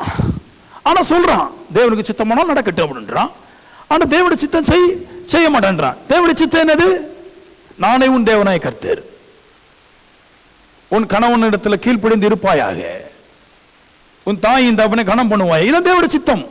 இதை செய்ய மாட்டேன்றான். ஆனா தேவனுடைய சித்தம் நடக்க கடவுள்ன்றான். அவனுக்கு அறிவில்லை, அவன் சொல்றான். நல்லா புரிஞ்சுங்க. அப்ப தேவனுடைய சித்தத்தின்படி செய்யும் சொல்றதா, தேவனுடைய சித்தத்தின்படி நடக்கிறன்னு சொல்லதா, இல்லாட்டி தேவனுடைய சித்தத்தின்படி எனக்கு செய்ய கடவுள்னு சொல்லவா, இல்லைன்னா தேவனுடைய சித்தத்தின்படி நடப்பதா? எது எனக்கு சத்தியம், எது என்ன வாழ வைக்க போகுது? புறஜாதிகள் ஏன் அப்படி சொல்றாங்கன்னா, தேவனுக்கு சித்தமானா நடக்கணும் அப்படின்னா. சமீபத்தில் ஒரு சகோதரிட்ட பேசுகிறோம். பேசும்போது நல்ல கடன், அவங்களுக்கு நான் தான் இருக்க சொன்னேன், நல்ல பணக்காரன் ஆயிட்டாங்க, நல்லா வந்தாங்க. ஆனால் கடவுள் பிடிக்கல. இப்போ பாலும் கிணத்துல புருஷனாரை இழுத்துட்டு போய் குண்டில் போட்டார், மேலே மூட்டார், ஃபுல்லாக மூடிடுச்சு. மூடின பின்னாடி கூப்பிடுறேன், சரி சபைக்கு வா, ரசிக்கப்படு, கர்த்தருக்கு சித்தமானா நடக்கட்டு, என்ன நடந்துட்டு போட்டு ஒருத்தன் பேசுறான். கர்த்தருக்கு சித்தமானா என்ன நடந்துட்டு போச்சு, சித்தம்னாலே என்ன பண்ணு தெரியல பாருங்க. கர்த்தருக்கு விருப்பமானால் நடந்துட்டு போட்டுன்னு நாம சொல்லக்கூடாது. அதை உலகத்தான் அப்படி சொல்லுவான். இப்போ அது ஒரு பக்கம் இருக்க, ஆவிக்குரிய ஜனங்கள் சில வசனத்தை எடுத்து கோட் பண்றாங்க. கடவுளுக்கு சித்தமானால் ஆக கடவுது என்று பைபிள்ல சொல்லிருக்குது. அதனால கடவுளுக்கு சித்தமானால் ஆக கடவுதுன்னு நம்ம சொல்லணும் அப்படின்றாங்க. நான் படிச்சு பார்த்தா அப்படிலாம் பைபிள்ல இல்லை. நீங்க படிச்சு பார்த்தா இருக்கலாமா இருக்கும், பெரிய பெரிய ஊழியக்காரர்கள் படிச்சு பார்த்தா இருக்கலாமா இருக்கும். நிறைய இடத்துல எதாவது சொல்லுவோம், கர்த்தருக்கு சித்தமானால் நடக்கட்டும். ஒரு தன்னைக்கு ஃபோன் பண்ணாரு, பாஸ்டர் நீங்க கோட்டெல்லாம் போடுறீங்க, அழகா தான் இருக்குது, ஆனா கோட்டு வந்து கர்ண விசுவாச அறிக்கை போட முடியும், கர்த்தருக்கு சித்தமான கர்த்தருக்கு சித்தத்தை செய்து நீங்க வாழ முடியுமே தவிர கர்த்தருக்கு சித்தமானு சொல்லிக்கிட்டு சித்தத்தை செய்யாம போயிடக்கூடாது, வெற்றி போயிடும். அதான் இப்ப ஒரு விஷயத்தை அறியறதுனால மட்டுமல்ல, பேசுறதுனால மட்டுமில்ல, அறிஞ்சு பேசுறதுனாலே அறியாம பேசுறதுனாலே எனக்கு ஜீவன் கிடைக்க போற கிடையாது. நான் அறிந்ததை செய்யறதுனால தான் ஜீவன். நல்லா புரிஞ்சுக்க. இப்ப யாக்கோபு போம், இது ஒரு 4 வருஷமா இந்த புக்கெல்லாம் போதிச்சிருக்கேன் நான். இதுல தான் இருக்குது முக்கியமா அந்த சித்தத்தை பத்தி எங்க பேசுறாங்க அப்படின்னா, யாக்கோபு 4:15 ஆதலால் ஆண்டவருக்கு சித்தமானால் நாங்கள் உயிரோடு இருந்தால் இன்னதை செய்வோம் என்று சொல்ல வேண்டும் அப்படின்றார். இப்போ என்ன இது படிக்கும்போது என்ன சொல்றாங்கன்னா, அதில் பாதி வசனத்தை விழுங்கிடுவாங்க. ஆமென், விழுங்கிட்டு சொல்லுவாங்க, கர்த்தருக்கு சித்தமானால் இன்னதை செய்வோம் என்று சொல்ல கடவோம் அப்படின்னு இருக்கு. நிறைய பேர் இதுதான் சொல்றா. இதுக்கு விளக்குறேன் நான். ஒரு பக்கம் கத்தி உடைய பிடி இருக்குது, கட்டை. இன்னொரு பக்கம் கத்தி இருக்குது. இதை எப்படி பிடிக்கணும் அப்படின்னா, அதையும் பதுக்க எடுத்து இந்த கட்டையும் பதுக்க எடுத்து ஒன்னா சேர்த்து கட்டையை பிடிச்சா வெட்டாது. தனித்தனியா எடுத்தா, கத்தியை மட்டும் எடுத்தா கண்டிப்பா எனக்கு காயப்படும், கட்டையை மட்டும் எடுத்தா பிரயோஜனப்படாது. இப்போ இந்த வசனத்தை படிச்சுட்டு, வசனம் பெருசு, இது 11ஆவது வசனத்துல இருந்து 17ஆவது வசனத்து வரைக்கும் ஒரு கண்டென்ட், ஒரு பெருசு. எங்க வீட்டில் என் பொண்ணு, நான் மாம்பழத்தை எல்லாம் தின்னுக்கிட்டு கொட்டையை மட்டும் கொடுப்பேன். மாம்பழம் ஃபுல்லாக இனிக்கும், கொட்டையை தின்னுட்டு அப்பா புளிக்குதுன்றது. இந்த மாதிரி தான் கடைசி கொட்டையை தின்னுட்டு புளிக்கத்தான் செய்யும், பழத்தை திங்கணும் பாருங்க. இப்போ நான் வாசிச்சு காட்டுறேன் அது என்னன்னு. 15ஆவது வசனத்துல 4:15 ஆதலால் அப்படின்னு இருக்கு பாருங்க. இது என்னது ஆதலால்? இந்த ஆதலால் இருக்கிறதுலயே ஏகப்பட்ட எல்லா இல்லு இருக்குதுன்றாரு. ஆதலால் அப்படின்னு என்னதுன்னா என்ன சொல்றாரு? சத்தியத்தை போதிச்சிட்டாரு. போதிச்சுட்டு ஆதலால் நீங்க இப்படி சொல்லணும் அப்படின்னு சொல்றாரு. என்ன ஆதலால்? இந்த ஆதலால், therefore, ஆதலால் இப்படி இருக்க, அப்படி இருக்க, அப்படியானால், இப்படி எல்லாம் வருமே. அது என்ன அர்த்தம்னா, இந்த வசனத்துடைய ஃபுல் கருத்தும் மேல இருக்குன்னு அர்த்தம். நிறைய பேர் இந்த ஆதலாலாம் விட்டுருவா, ஏடா கூடமா பேசி விட்டுறா. இவெல்லாம் சத்தியத்துல வாழ தெரியாதவங்க, சத்தியத்தை படிக்க தெரியாதவங்க. எதுக்கு ஆதலால என்ன இருக்குது? ஆதலாதாங்க எல்லாமே இருக்குது. ஒரு சொல்லுங்களா, ஆதலால் தான் எல்லாம் இருக்குது, வேற ஒண்ணும் இல்லை. ஆதலால் அப்படின்னு என்ன அர்த்தம்? இப்ப பாருங்க, நான் எழுதுறேன் பாருங்க. லெட்ரு வெளிநாட்டுல இருந்து எழுதுவாங்க. அன்பு மனைவி ரவிக்கு கணவனார் புருஷன் எழுதுது. 50,000 ரூபாய் தம்பி குமார்ட்ட அனுப்பி இருக்கிறேன், ஆதலால் வாங்கிக்கொள் அப்படின்னா, வாங்கிக்கொள்ள மட்டும் படிச்சா மேல கருத்து தெரியாது. கருத்து என்னது? தம்பிட்ட 50,000 அனுப்பி கொடுத்துருக்கீங்க, அதை வாங்கிக்கொள், ஆதலால் வாங்கிக்கொள் அப்படின்றது. வாங்கிக்கொள் வாங்கிக்கொள் மொட்டையை பிடிச்ச எப்படி? அப்புறம் புருஷனுக்கு லெட்டர் போட வேண்டியதான். எதை வாங்கிக் கொள்ளணுங்க? எதை வாங்கிக் கொள்ளணும்? மறுபடியும் லெட்டர்ல எழுதுன பொண்டாடி படிக்கல பாருங்க. குமார பத்தி எழுதிருக்குது, 50,000 பத்தி இருக்கு, அதெல்லாம் வேண்டாம். வாங்கிக் கொள்ள இன்பமா இருக்குது, ஆனா என்னத்தை வாங்கிக் கொள்ளணும்னு தெரியல. அப்ப ஆதலாலுங்கிற மேட்ரு என்னன்னா, இதுக்கு முன்னாடி பெரிய பகுதியை உள்ள எழுதி வச்சிருக்கீங்கன்னு அர்த்தம். அது என்ன பகுதிங்கிற நம்ம முதல்ல சொல்றோம் பாருங்க. இல்லையா? ஒரு என்ன பண்றான், தன் சகோதரனை பகைக்கிற சத்துருவா இருக்கிறான், பொல்லாதவனா இருக்கிறான். ஒரு அவன் என்ன செய்யறான், தன் சகோதரனை பகைக்கும் போது, அவனுக்கு விரோதமா எந்திக்கும் போது, அவனுக்கு விரோதமாய் வீம்பு பாராட்டி மேன்மை பாராட்டுகிறான் அப்படின்றான். எப்படி மேன்மை பாராட்டுறான்? அவன் சொல்றாரு, பொல்லாங்கனால் உண்டாயிருந்து, அதாவது பிசாசுல உண்டாயிருக்கிறான், பாவத்துல உண்டாயிருக்க. அவன் சொல்றான், எப்படி சொல்றான்? இன்னைக்கு இல்லைன்னா நாளைக்கு நான் அமெரிக்காவுக்கு போய், அதாவது தூரதேசத்துக்கு போய் வேலை செஞ்சு சம்பாத்தியம் பண்ணி நான் கோடீஸ்வரன் ஆயிரும் அப்படின்றான். யாரு சொல்றான்? ரசிக்கப்படாதவன், பொல்லாதவன், வீம்பு பாராட்டுறவன், மேன்மை பாராட்டுறவன், ஆவிக்குரியவன் இல்லை. அவன் சொல்றான், சகோதரனை பாய்க்கிறான். அவன் பேசுறான், எதுக்குன்னா, நான் நல்லா இருக்கிறேன், நான் நல்லா இருக்கும்போது எனக்கு பொறாம வந்துருது, அதனால நான் இப்ப வீம்பு பாராட்டுறேன், மேன்மை பாராட்டுறேன். நீ என்ன கோடீஸ்வரர், நீர்மன்றம், பெரிய பெரிய பெரிய ஊழியக்காரர், நீர்மட்டம் தீர்க்க சொன்னா அற்புதம் நடக்குமா? நானும் அற்புதம் பண்ணுவேன், நான் நாளைக்கு பைபிள் காலேஜ் பிடிச்சி எப்படியே பெரிய ஆள் ஆகிரும் அப்படின்ட்டு ஆவி இல்லாம இதை பேசிட்டு இருக்கிறான். பேசிட்டு இருக்கும் போது தான் சொல்றான், யாக்கோபு சொல்றாரு அவனுக்கு. யாக்கோபு இப்போ நம்மளுக்கு ஆவிக்குரிய நம்மளுக்கு போதிக்கிறாரு, இல்லைன்னா அவனுக்கும் போதிக்கிறாரு. அவனுடைய ஜீவன் எப்படிப்பட்டதுன்னு அவனுக்கு தெரியாது, அவனுடைய நாளைய தினத்தை குறித்து அவனுக்கு தெரியாது, அவன் ஜீவன் எப்படிப்பட்டதுன்னு அவனுக்கு தெரியாது. அவன் ஜீவன் எப்படிப்பட்டது, இன்றைக்கு இருந்து நாளைக்கு காணாமல் போகிற புகையை போல் இருக்குது அப்படின்றார். என்ன அர்த்தம்? அவன் யார்கிட்ட இருக்கிறான்? பிசாசிட்ட இருக்கிறான், பொல்லாதவன்ட்ட இருக்கிறான். இப்போ பொல்லாதவன்ட்ட ஒருத்தன் இருந்தா அவனுக்கு நாளைக்கு நடப்பது தெரியாது.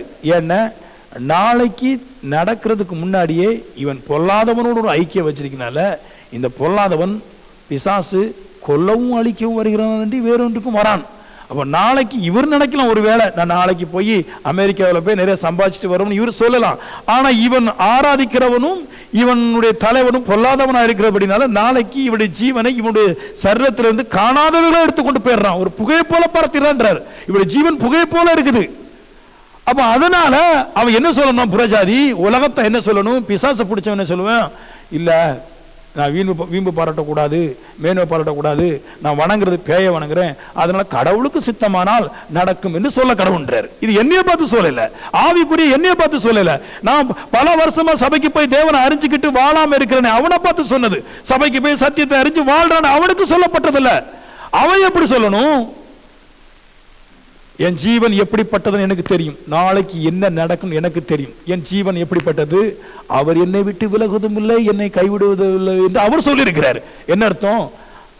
முதிர் வயது நிறைவயது வரைக்கும் என்னை கனி கொடுக்கிறவராய் மாற்றுவேன் என்று அவர் சொல்லியிருக்க. நாளைக்கு நான் சாவேன் என்பது எனக்கு தெரியாது. ஆனா உலகத்தானுக்கு கடவுள் அவனோடு இல்லாததுனால அவன் நாளைக்கு சாவான் என்பது அவனுக்கு தெரியாது. எனக்கு தெரியும் ஒண்ணு, ஆனால் என் ஜீவன் என்னை விட்டு போகாது. கர்த்தருடைய நன்மை ஜீவித காலமெல்லாம் என்னை பின்தொடரும் என்று நான் அறிந்திருக்கிறேன். எனக்கு தெரியும், நான் கெட்டு போக மாட்டேன், நாசம் போக மாட்டேன்.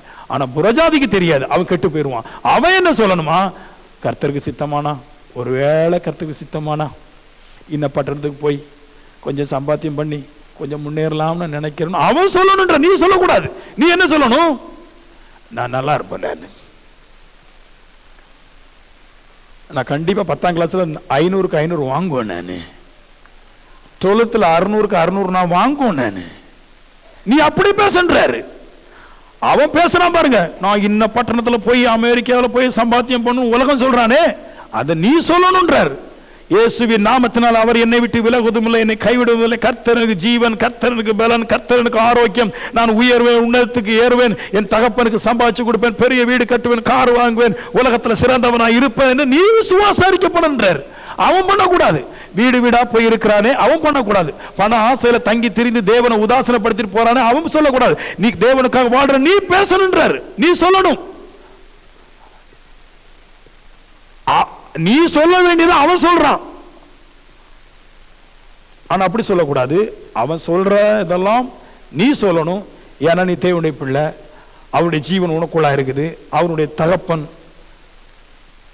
அவர் உன்னை ஒரு காலம் வெக்கப்பட்டு போகக்கூடாது இப்படி செய்கிறார் அப்படின்லாம் எழுதிருக்குது. அதில் நீ சொல்லணும், கர்த்தர் எனக்கு ஜீவன், உம்மாலே நான் ஒரு சேனைக்குள் பாய்வேன், என் தேவனால் ஒரு மதிலை தாண்டுவேன், நான் நன்மையின் கிருபை என்னை சூழ்ந்து கொள்ளும் அப்படின்னு நீ அறிக்கை செய்யணும்ன்றார்.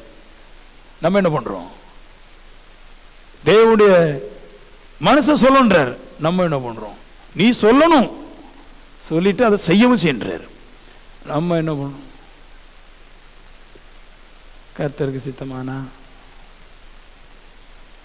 அப்படினால என்ன அர்த்தம்? கர்த்தருக்கு சித்தமானாலும் அழுறாமாங்க.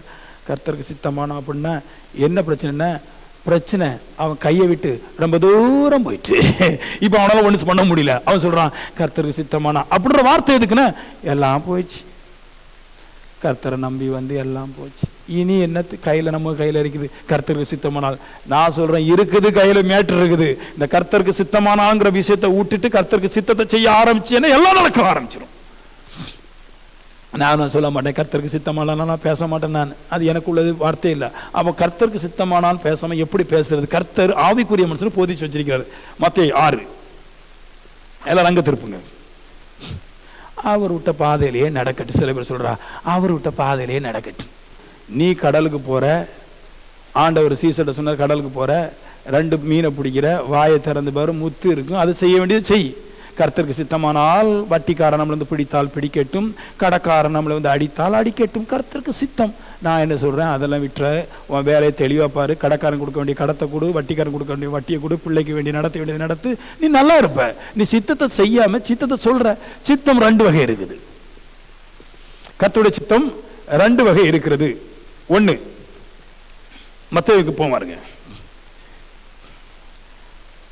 மத்தேயு புஸ்தகம் 6வது அதிகாரத்தில் அது இருக்குது. கர்த்தருடைய சித்தம் 2 சொன்னேன், அது இருக்கு பாருங்க. சொல்றாங்க, தப்பா படிப்பாங்க, நான் சரியா சொல்லி தரேன். உம்முடைய சித்தம் பரலோகத்தில் செய்யப்படுவது போல பூலோகத்தில் செய்யப்படுவதாக. 6:10 எங்கள் அம்மா அடிக்கடி இந்த இதெல்லாம் பண்ணுவாங்க. அதில் ரோமன் கத்தோலிக்க சபையில் வந்து ஃபுல்லாக இந்த ஜெபம் தான் ஓடும். பரமண்டலத்தில் இருக்கிற எங்கள் பிதாவே நாமம் பரிசுத்தப்படுவதும் ராஜ்யம் வருகும் சித்தம் பரலோகத்தில் செய்யப்படுவதும் பூலத்தில் செய்யப்படுவதாக எங்களுக்கு அனுதினம் தாரும் சாப்பாடை தாரும் இட்லியை தாரும் கோதுமை தாரும் அடித்து நொறுக்குவாங்க. ஆமாம் சொல்லுங்களேன், ஜெப வீரர்கள் அவர்கள். ஆமேன். அப்புறம் கடைசியில் பார்த்தீங்கன்னா 10 நாள் நல்லா கச்சேரி போட்டு ஆடுறது. ஒரு வீட்டில் ஒரு அம்மாவுக்கு மக பெரிய பிள்ளை ஆயிட்டான்.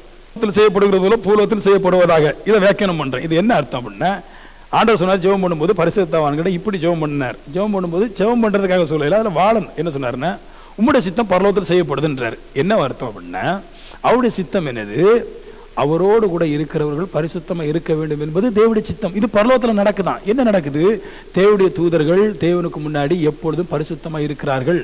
தூதர்கள் தேவனுடைய சித்தத்தை செய்கிறார்கள் அப்படின்னு அர்த்தம். இப்ப என்ன சொல்றாரு, பரலோகத்தில் செய்யப்படுவது போல பூலோகத்தில் செய்யப்படுவதாக அப்படின்றார். இப்ப என்ன சொல்றாரு, பரலோகத்தில் இருக்கிற தூதர்கள் தேவனுடைய சித்தத்தில் நடக்கிறது போல பூலோகத்தில் இருக்கிற நீயும் தேவனுடைய சித்தத்தில் நட அப்படின்னு தான் அர்த்தம். இதை என்ன சொல்ற, அவரு என்ன சொன்னார் கர்த்தரு, அங்க வேலை செய்யறது போல இங்க வேலை செய்யினார். நம்ம என்ன பண்ணிட்டோம்னா வேலையை செய்யற சொல்லிட்டோம் வாயினால. பிதாக்களே ஆதி முதல் இருக்கிறீங்களா அறிந்திருக்கிறதுனாலே உங்களுக்கு எழுதுறேன்றார். புரியுதா? இப்போ அறிஞ்சிருக்கிறாங்க, வேலை நடக்கல. நம்மளுக்கு சொல்றாங்க அந்த மாதிரி வாழ்க்கை கர்த்தர் உங்களுடைய சித்தம் நடக்க கடவுது எல்லாம் கிளம்பிட்டான். வேலை செய்ய மாட்டேன். பிரச்சனையா தான் மனுஷனுக்கு வார்த்தையில் இருக்கிறத வேலைக்கு கொண்டு வர மாட்டேன்றான். வேலை செய்ய மாட்டேன், எல்லாம் வாயினாலே வட சுட்டுறான்றாரு. வேலை செய். அடுத்து சொல்றாரு, நிறைய கிளைமார்கள் அந்த ஜபத்தை பண்றாங்க பாருங்க. 6:12 எங்கள் கடனாளிகளை நாங்கள் மன்னிக்கிறது போல எங்களுடைய கடனை மன்னியும். ஒரு கிளைமார்களும் ஜெபத்தை பண்ணிட்டு யார் கடன் வாங்கினாலும் மன்னிக்கிறது கிடையாது. ஆனா வாயினால சொல்றாப்ல, எங்களுக்கு கடனாளிகளை நாங்கள் மன்னிக்க போய் யாரெல்லாம் கடனாளியை மன்னிச்சிய. புருஷனாரு பாக்கெட்ல இருந்து 50,000 இருக்கிற இடத்துல தெரியாம 200-500 நோட்டை புடுங்கிட்டு போனதுக்கு குத்துல இறங்கிட்டோம். நம்ம யார்கிட்ட கேட்டுமே பைசா எடுத்திரு. இதுக்குதான் நமக்கு தெரிஞ்சால பைசா வைக்க கூடாது. 1000 எடுத்து குடிச்ச பின்னாடி என்ன குத்துனா ரோசங்கட்டே போயிருமார்கள் நிறைய புருஷமார்கள். கடனாளிகள் மன்னிக்கிறது போல கடன்களை மன்னிக்கின்றது சொல்றதுக்காக அல்ல, செய்யறதற்காக என்றார். பரலோக ராஜ்யத்தில் பெரிய திரள் கூட்ட தூதர்கள் இருக்கிறாங்க. அவர்கள் எல்லாரும் தேவனுக்கும் பூமிக்கும் வேலை செஞ்சுட்டு இருக்கிறான். பிசாசை ஏத்துட்டு இருக்கிறான், சுகம் கொடுத்துட்டு இருக்கிறான், அற்புதம் செஞ்சுட்டு இருக்கான், அடையாளம் செஞ்சுட்டு இருக்கிறான் தூதன். இப்படி இருக்கும்போது சில வேளையில் சில பிரச்சனைகள் வாழ்க்கையில் அவங்களோட வாழ்க்கையில் நடக்குது, தூதருடைய வாழ்க்கையில் நடக்குது. நடக்கும்போது அவங்க என்ன பண்றாங்கன்னா, போனா போட்டு அப்படின்னு சொன்னோம், நாங்கள் மன்னிப்பு கொடுத்துட்றான். இப்போ சொல்றாரு, நீங்களும் பூமியில வாழும்போது தேவனுக்கு முன்னாடி இருக்கிறீங்க, பல பிரச்சனைகள் நடக்குது. அவ பெயிண்ட் அடிச்சா அந்த பெயிண்ட் உருண்டு எங்க கிச்சனுக்கு வருது. நான் என்ன சொல்றேன், கிச்சனுக்கு வருதுல சன்னலை போட்டு வாயை தர பாப்பன் தான். இந்த காத்து அடிக்கும் போதுதான் இப்படி தியாகியமா இருக்கும். பல கொலைகள் உள்ளது ஆவிக்குரிய வீட்டுல. ஏன்னா அவங்க சித்தம் பேசுறாங்க, செய்ய மாட்டேன்றாங்க. சித்தம் பேசுறதுக்கே இல்ல, சித்தம் செய்வதற்கு. தோத்து போனவன் பேசுற பேச்சை கேட்டு நம்ம சொல்லக்கூடாது. கடனாளிகளை மன்னிக்கிறது போல கடனால் மன்னியும் செய்ங்க. இது முதல்ல இதான் தேவனுடைய சித்தம், இதை செய்ங்க. இது செய்யற கிடையாது, இதை செய்ங்க. அப்புறமா இன்னொரு சித்தம் நடக்க பாருங்க. அடுத்து சித்தத்துல 2 என்னது அடுத்து நடக்க பாருங்க, எங்களுக்கு வேண்டிய ஆகாரத்தை தாரும். இது என்ன அர்த்தம், நீ முதல்ல பரலோகத்தில் நடக்கிறது போல பூலோகத்தில் நடந்து மற்றவருடைய கடனாளிகளை மன்னிச்சா தேவ சித்தம் 2 நமக்கு வேண்டிய ஆகாரத்தை அவர் தர்றார். என்ன சொல்லணும், ஆண்டவர் நீ சொன்னதெல்லாம் செஞ்சு முடிச்சிட்டேன், இனி உம்ம சித்தம் பாக்கி, உம்ம சித்தத்துல ஃபர்ஸ்ட் செஞ்சு முடிச்சுட்டு உம்ம சித்தத்தோட 2 இருக்குது, எனக்குள்ள நிரப்புங்க ஆண்டவரே, எனக்கு வேண்டிய ஆகாரத்தை தாரும். சோதனைக்கு விடவிடாதையும். யார் பெயிண்ட் அடிச்சாலும் புகை பறக்கதான் செய்யும், என் நெஞ்சு கரெக்டா இருக்கணும். தீமையிலிருந்து ரசித்துக் கொள்ளும். ஆண்டவரே என் கணவனை ரசிக்கப்படல, என் பையன் அனுப்புற பைசா எல்லாத்தையும் அப்படியே வண்டியை கொண்டு போய் கொட்டரை குடிச்சிட்டு வராரு. ஆண்டவரே இந்த பாவி மனம் திரும்பட்டும். எந்த விஷயமே பண்ணல பாருங்க, கர்த்தருக்கு சித்தமான நடக்கட்டும். ஒரு தங்கச்சி போன் அடிச்சுது, என் கணவனாருக்கு இன்னும் வேலை கிடைக்கல, அவருக்கு சித்தமான நடக்கட்டும். நான் இவ்வளவு எங்க போய் சத்தியம் கேட்கிறாள், எல்லா சத்தியத்தையும் கேட்கிறது, ஆனா நல்ல சத்தியத்தை வேண்டான்றாங்க.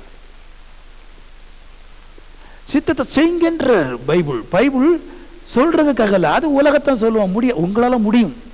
தேவன் எதை செய்ய சொன்னாரோ அது உங்களால் செய்ய முடியும். நீ கணவனுக்கு கீழ்ப்படி என்றால் கணவனுக்கு கீழ்ப்படிய முடியும், விக்கிரத்தை விடு என்றால் விக்கிரத்தை விட முடியும், குடிக்காத குடிய விட முடியும். அதுக்கு நான் பாயிண்ட் சொல்றேன், எந்த பாவத்தையும் நீங்க விட முடியும். ஏன்னா நீ நிக்கிற இடம் பரிசுத்தம். இது உன்னை கண்டிப்பாக நீ பாவத்தை விட தேவடைய சித்தத்தை விடுவது, பாவத்தை விடுவது, தேவடைய சித்தம் அதை விடுவதற்கு முயற்சி பண்ணனால் இந்த பிரசங்கமானது நீ திருப்பி திருப்பி கேட்கும் போது உன்னுடைய இருதயத்தில் பாவம் தானாகவே ஆட்டோமேட்டிக்காக கடந்து போய்விடும். எனக்கு சித்தம் செய்ய விருப்பம் இல்லை, அதான் பிரச்சனை. அதான் இதே பேசிட்டு இருக்கேன். கர்த்தருக்கு சித்தமான கேட்டு காலில் வலிங்க, கர்த்தருக்கு சித்தமான சுகமாக கேட்டு நான் சொல்றேன், கர்த்தருக்கு சித்தம் 50 ரூபா வாங்கி கொண்டு வெட்டி வெளியே போடு, சரியாயிருவேன். வேலை செய்யறேன் நான், புரியுது உங்களுக்கு? எப்ப பார்த்தாலும் வாயில பேசக்கூடாது, கிரியையில கொண்டு வாங்கன்றாரு. கர்த்தருக்கு சித்தமானால் என் மகளை கர்த்தர் நல்ல மாதிரி கல்யாணம் கட்டி கொடுப்பார். கர்த்தருக்கு உன் மகளை கல்யாணம் கட்டி கொடுக்கறது, நல்ல கணவனுக்கு பணக்காரனுக்கு கட்டி கொடுக்கறது, ஐஸ்வர்யம் கட்டி கொடுக்கறது கர்த்தருக்கு சித்தம். நீ வேலைக்கு போ, பரிசுத்த மாதிரி எதுவுமே செய்யமோ பேசக்கூடாது. ஆமென் சொல்லுங்களேன். நான் எப்படி பேசணும்? சகலத்தையும் கர்த்தர் எனக்காக உண்டு பண்ணார். சமுத்திரத்து மச்சங்களும் ஆகாயத்து பறவைகளையும் மிருக ஜீவங்களையும் பூமியையும் பூமியில் ஊரும் எல்லாவற்றையும் ஆண்டு கொள்ளும்படிக்காக என்னை தேவன் ஆசீர்வதிச்சிருக்கிறார். நான் ஆண்டு கொள்ள பிறந்தவன், நான் அப்படிதான் செய்வேன் நான் அப்படின்ற அறிக்கை செய்து தேவனுடைய சித்தத்தை நிறைவேற்றி வாழ வேண்டும் என்று சொல்றார். ஆமென். இரண்டாவது, ஒரு ஆவிக்குரிய மனுஷன் எப்போ இந்த அறிக்கையை பண்ணணும்? தன்னுடைய பலவீனங்கள் வரும்போது இந்த அறிக்கையை பண்ண வேண்டும். அதாவது சித்தங்கள் அறிக்கை பண்ணக்கூடாது. எப்போ அறிக்கை செய்யணும்? தன்னுடைய சோதனையில், தன்னுடைய பலவீனத்தில் நான் கர்த்தருக்கு சித்தமானால் என்று சொல்லிவிட்டு போகாமல் கர்த்தருடைய சித்தத்தின்படி வாழ்ந்து ஜெயிப்பேன் என்று அவன் அறிக்கை செய்ய வேண்டும். இப்போ நான் கெட்டு போறேன், கெட்டு போனா என்ன பண்றேன் பார்க்கிறேன். எதனால நான் கெட்டு போறேன்ற பார்க்கிறேன். என் பாவங்கள் என்ன, என் பலகீனங்கள் என்ன. சபைக்கு போன பின்னாடி நல்லா கெட்டு போயிட்டு இருக்கிறேன். நான் சபைக்கு போன பின்னாடி வீட்டை வித்துறேன், சபைக்கு போன பின்னாடி நிலத்தை வித்துறேன், சபைக்கு போன போட்டை வித்துறேன், சபைக்கு போன கடையை வித்துறேன். ஏன் விற்கிறேன்? கடவுள் என்ன பேயா, என்ன பிசாசா, இல்ல பூதம் அவங்கள போட்டு குடஞ்சி எடுக்கிறது இல்ல. ஆனா இல்ல போகுது. ஏன் போகுது? நான் சொல்றேன், சித்தம்னு சொல்லிட்டு சும்மா இருந்துடுறேன். இப்போ என்ன பண்ணணும்? அந்த சித்தத்துக்கு வெளியே போட்டுட்டு சர்ச் பண்ணும். உன் ஹார்ட் அன்னிப்பார், என்ன பாவம், சிற்றுமுங்கள் எத்தனை பாரு. காலையில் முழிச்ச உடனே நான் பார்த்துடுறேன். கிரிஜா வனஜா, மதியம் 1 மணிக்கு மெட்டி ஒலி, சாயந்தரம் ஒலி மெட்டி, சிட்டின் போம். இது என்ன பண்ணு? டபக்குன்னு பார்சல் பண்ணு. இதாங்க பிரச்சனை. நானா சொன்னேன், கர்த்தர் தான் சொல்லுது. அடுத்து பார்க்குற பண ஆசை, ஐஸ்வர்யத்தினுடைய மயக்கம். பக்கத்து வீட்டுக்காரி மஞ்சள் கடலில் 3 மாடி வீடு கட்டிருக்கிற, எல்லாம் கண்ணாடியாக இருக்குது, நாசமாக உடஞ்சி போட்டார். அதனால தான் நீ அவளை எண்ணும் போது உன் இருதயத்தில் இருந்து வசனம் போயிடுது. அதை கட் பண்ணு. உலக கவலை. அவள் 2 குமருக்கும் நல்ல மாப்பிள்ளையை கட்டி கொடுத்துட்டா. நான் ஒன்றை பெற்றுட்டு இன்னொன்று சுற்றிட்டே இருக்கிறேன். இதை லபக் பண்ணு. இதெல்லாம் மூடின்றாரு. இப்போ வசனம் மட்டும் உனக்குள்ள உள்ள வேலை செஞ்சுட்டே இருக்கும். உன் பலகீனத்தில் வசனத்தை பிடிச்சிக்க. வசனத்தை பிடிச்சிக்கிட்டு கொஞ்ச நாளைக்கு தம்பிடிச்சு இருந்துக்க. மோசே 40 வருஷம் வசனத்தை கொண்டு சுற்றி திரிஞ்சிட்டு இருந்தாங்க. 40 வருஷம் நின்னான். அதே வனாந்திரம், திரும்பி பார்க்கவே இல்லை. எகிப்துக்கு போன அவனை சேர்த்துக் கொள்வாங்க. எகிப்துக்கு நான் வாரேன்னு சொல்லிட்டு ஒரு புறாவுக்கு ஒரு லெட்டரை கொடுத்து நான் எகிப்துக்கு வாரேன், பழைய மோசே மனம் திரும்பிட்டான் எகிப்துக்கு அப்படி சொன்னாலும் அங்கிருந்து ரதத்தை கொண்டு ஏற்றிட்டு போவான். ஆனா அவன் போகவே இல்லை. எனக்கு பாவத்தின் மேல எந்த ஒரு விருப்பமும் இல்லாமல் பாவத்தை விட்டு ஒளிவதற்கு வனாந்தரம் பெஸ்ட் என்று சொல்லி வனாந்தரத்தை தேர்வு செய்தான். கர்த்தர் ஒன்று வனாந்திரத்தில் போடல, அவன் தேர்வு செய்தது வனாந்திரம். வனாந்திரத்தில் தான் பணாசை வராது, வனாந்திரத்தில் உலக கவலை வராது, வனாந்திரத்தில் சிற்றின்பம் வராதுன்னு வனாந்திரத்தை தெரிந்து கொண்டான். எலியா வனாந்திரத்தை தெரிந்து கொண்டான். கர்மேல் பருவத்தை எலிசா தெரிந்து கொண்ட நோக்கம் என்ன? இந்த சிற்றின்பங்கள் வசனத்தை நொறுக்கிவிடும் என்பதற்காக அவர்கள் வனாந்திரத்தை தெரிந்து கொண்டு அந்த வனாந்திரத்தில் உலக ஆசையை விட்டு தேவனுடைய வார்த்தையை பெருக செய்து சரீரத்தில் தேவனுடைய ஆவியை பெறுற வரைக்கும் வனாந்திரத்தில் இருந்தார்கள், கிரியை செஞ்சார்கள். அவங்க தன்னைத்தானே செதுக்கிக் கொள்வதற்காக வனாந்தரத்தில் சுற்றி திரிந்தார்கள். தன்னை செதுக்கி முடிஞ்ச பின்னாடி தேவனுடைய பார்வைக்கு விலையேற பெற்றவர்களாக இருந்தார்கள். தேவன் எதை அனுப்பினாலும் அவன் ஜெயிப்பானோ அதே அனுப்பி அவனை ஜெய வீரனை மாற்றி காட்டினார். நம்ம ஒண்ணு சேர கிடையாது கர்த்தருக்கு சித்தமானா அப்படி நம்மகிட்ட சொல்லிட்டு போனை பட்டு அப்படி பேசுறது. என்னாச்சு? கேரளாவுக்கு போனாலா திருப்பி வரமாட்டாவ என்னன்னு என்ன பேசுன பேச்சுக்கு அவன் எப்படியே கேரளாக்காரன் கண்ணுமுக்கு தெரியாம வண்டி ஓட்டுறான், ஒரே இடி நான் விட்டவ. கர்த்தருக்கு சித்தமானால் பேசுற அத்தனை பேர் அப்படித்தான் இருப்பான். நான் பாவம் செய்ய மாட்டேன் பேசுறோம், பாவம் செய்ய மாட்டேன் பரிசுத்தல வாழ போறேன்ற விருப்பத்தோடு இருக்கிறோம் மட்டும்தான் மற்றவங்களை நல்ல வார்த்தை சொல்லி பேசுகிறான். என் பலவீனத்தை நான் என்ன செய்யறது? கர்த்தருக்கு சித்தமான எனக்கு ஆவி கிடைக்குன்னு சொல்லட்டா, இல்ல நான் கர்த்தருடைய சித்தம் வாழட்டான். எனக்கு ஆவியானவர் தேவை, எனக்கு தீர்க்க தரிசனம் வந்தாச்சு, நான் அடுத்து பிசாசை துரத்தணும், அடுத்து வந்து சுகமாக்கணும், கர்த்தருக்கு சித்தமாக நடக்கட்டும் சொல்லிட்டு என் பாட்டுக்கு ஊர் சித்துறதா, இல்ல கர்த்தருடைய சித்தத்தை செய்து அதை பெறுவதா? நான் சொல்ல கர்த்தருடைய சித்தத்தை செய்து அது பெறுவதை செய்யும். தேடணும்.